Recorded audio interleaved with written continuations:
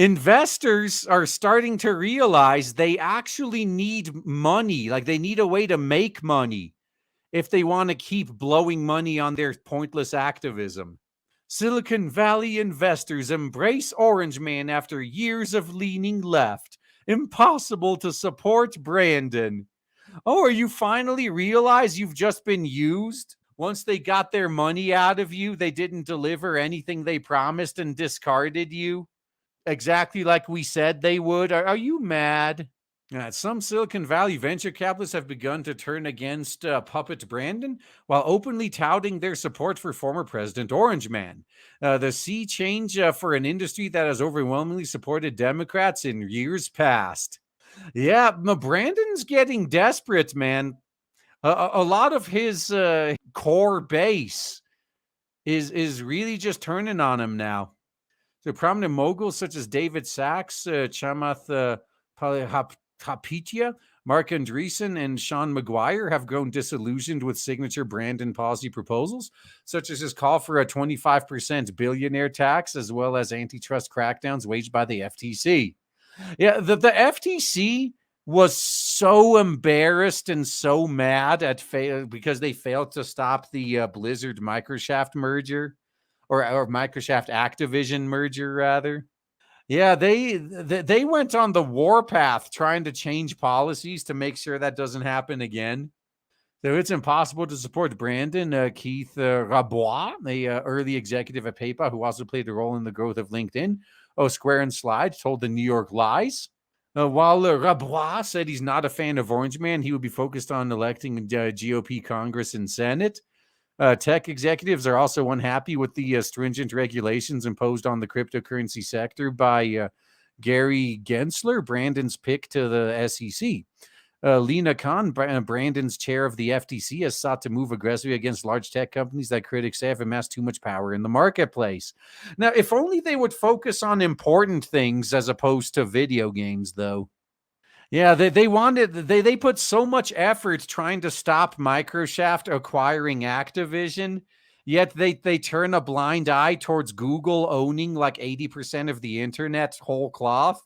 Like what? You kind of got your priorities a little bit mixed up there, you think? So Khan unsuccessfully challenged Microsoft's $70 billion acquisition of video game maker Activision Blizzard, as well as Fakebook's attempt to buy virtual reality startup Within. Yeah, that's why she's so mad. She's got like nothing but failures under her belt. So last year, FTC sued Amazon, accusing the e-commerce giant of being a monopoly. Andreessen, a founder of powerhouse venture capital firm Andreessen Horowitz, recently said there were real issues with the Brandon administration. You're just now realizing this, huh? A second Orange Man administration will be staffed by very different kinds of people, particularly at the SEC and FTC, Andreessen said in a recent podcast interview. And to think you could have had those people all along if you wouldn't have supported Brandon in 2020. Hey, this is what you wanted, though, right? So don't bitch, don't complain. Ben Horowitz, co-founder of Andreessen Horowitz, wrote in a blog post last year that his company would support any politician who backed an optimistic technology-enabled future. So Sachs, the entrepreneur and investor who made his fortune as chief operating officer at PayPal during its early days, plans to host a fundraiser for Orange Man as well as interview the former president for on his All In podcast.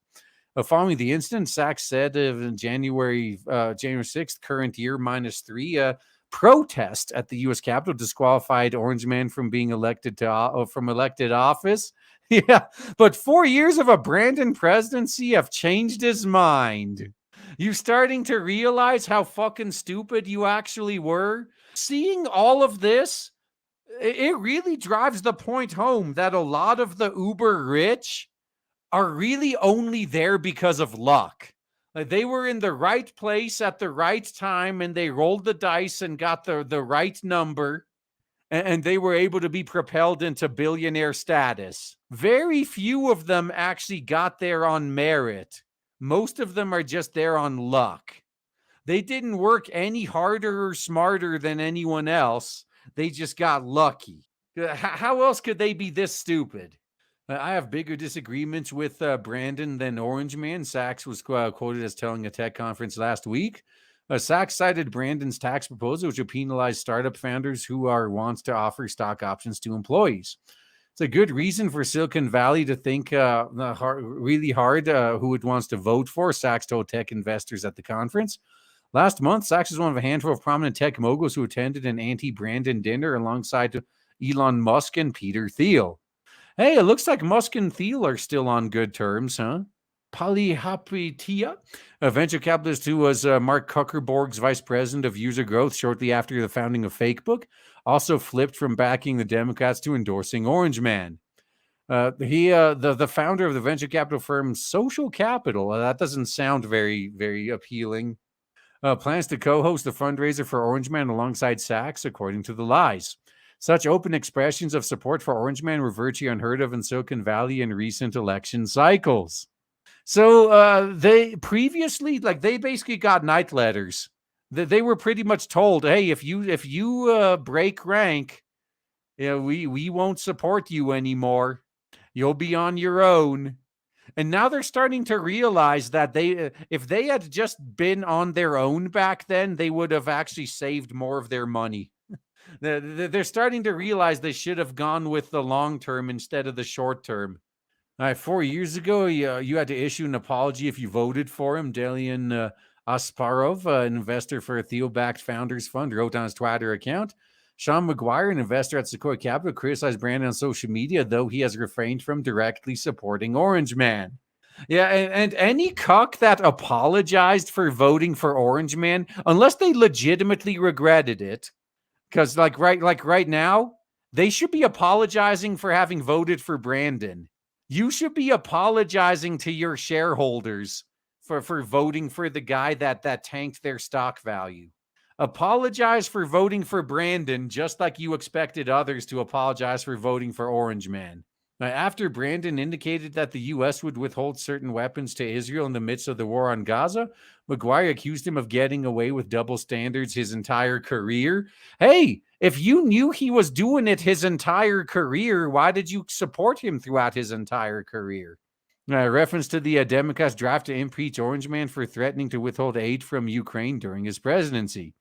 We'll see what happens this time, McGuire wrote on his Twitter account on May 9th. The Post has sought a comment from the White House.